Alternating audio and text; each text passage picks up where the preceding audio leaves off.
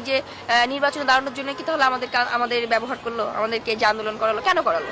এখানে শুধু শুধু এতগুলা মানুষ মারার দরকার ছিল না।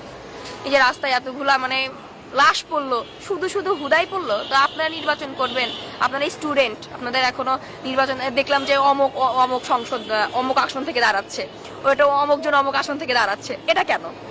আপনাদের নির্বাচন করার ইচ্ছা ছিল, আপনারা সেটা যদি এত হ্যাডম থাকতো, আপনাদের বুকে যদি সাহস থাকতো, তাহলে আপনারা নিজেরা রাস্তায় নেমে আপনারা নিজেরা এদিকে করতো। স্টুডেন্টদের ব্যবহার করার তো কোনো দরকার ছিল না এখানে। যখন আন্দোলনটা করেছি তখন কিন্তু আমাদেরকে বলা হয় নাই যে আমরা নতুন দল তৈরি করবো, ঠিক আছে? এটা আপনারা জানতেন কিনা, আপনার প্রেস লোক, আপনারা জানতেন? আমি আপনাকে কোশ্চেন করলাম, আপনারা জানতেন যে আমাদের নতুন কোনো দল হবে? এটা আমরা জানতাম না।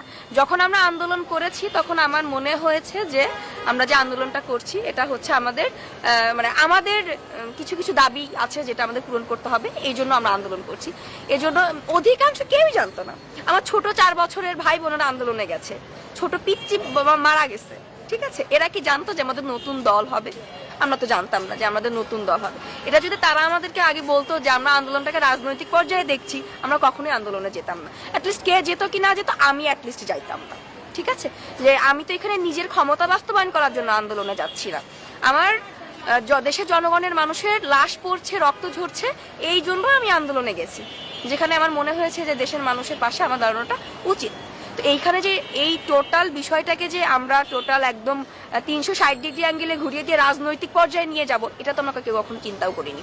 আমরা জাস্ট ব্যবহার হয়েছি, স্টুডেন্টদের শুধুমাত্র ব্যবহার করা হয়েছে। আমরা যখন আন্দোলন করেছিলাম তখন কি আমরা কে তুমি প্রাইভেট, কে তুমি পাবলিক, এটা আমরা দেখে করেছিলাম? আমরা যখন রাস্তায় একসাথে হেঁটেছি তখন আমরা হাত ধরে একসাথে হেঁটেছি।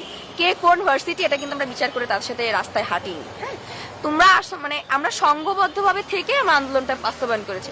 এখানে তাহলে কেন পরে এসে বিভক্ত হলে তুমি পাবলিকের স্টুডেন্ট নাকি তুমি প্রাইভেটের স্টুডেন্ট? ঠিক আছে? তো এই যে নিজেদের ভেতরে একটা মারামারি, এটাও কিন্তু ক্ষমতা বাস্তবায়ন করার জন্য এটা হচ্ছে। তোমার কমিটিতে নাম নাই, আমার কমিটিতে নাম নাই, আমি যে এখন মারামারি করবো, আমি তাদেরকে নিয়ে নেগেটিভ কথা বলবো কেন?